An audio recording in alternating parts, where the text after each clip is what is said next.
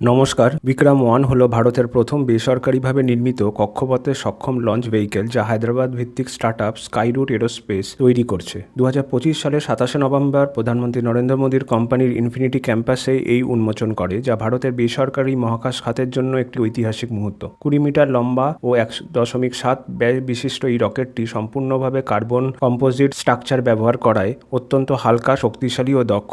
Vikram one 4 ধরনের নকশায় তৈরি। প্রথম 3টি ধাপ শক্ত জ্বালানি ভিত্তিক কালাম 1200, কালাম 250 এবং কালাম 100 মোটর দ্বারা চালিত।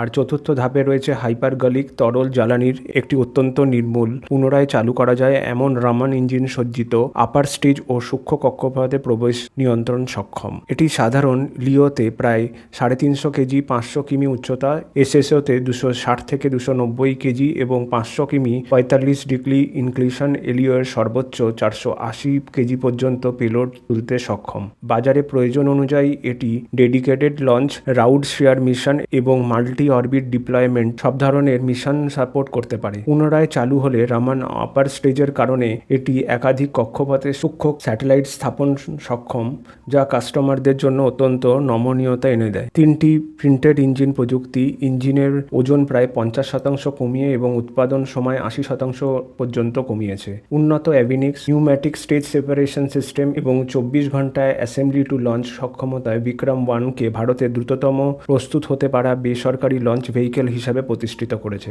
2025 সালে আগস্টে ইসরোর শ্রীহরিকোটায় কালাম 1200 ফার্স্ট টেস্ট ফায়ার সফলভাবে সম্পন্ন হয়। এর উন্নত প্রক্রিয়া একটি বড় মাইলস্টোন। বর্তমানে এর প্রথম উৎক্ষেপণ লক্ষ্য করা হয়েছে 2026 সালের প্রথম দিকে। এটি ইসরোর প্রথম উৎক্ষেপণ সংক্রান্ত চাপ কমাবে, গবেষণা ও গভীর মহাকাশের প্রযুক্তিতে সংস্থাকে বেশি সময় ও সম্পদ দিতে সাহায্য করবে।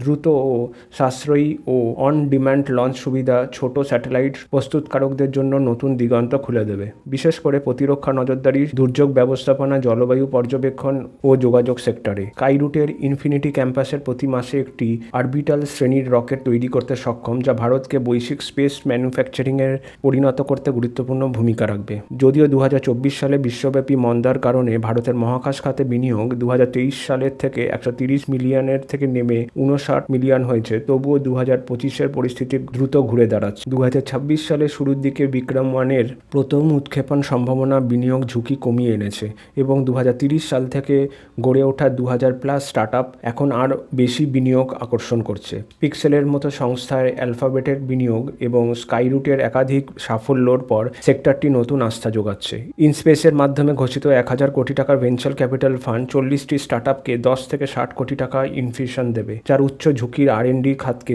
টিকিয়ে রাখতে অত্যন্ত গুরুত্বপূর্ণ। সঙ্গে রয়েছে 100% FDI অনুমোদন, সহজতর নীতি কাঠামো এবং আন্তর্জাতিক মডেলের সঙ্গে সামঞ্জস্য রেখে বেসরকারি অংশগ্রহণে বাড়ানোর পরিকল্পনা। সব মিলিয়ে বিক্রম ওয়ান কেবল একটি রকেট নয়, এটি ভারতের মহাকাশের খাতে আত্মবিশ্বাসী সক্ষমতা এবং ভবিষ্যতের প্রতীক।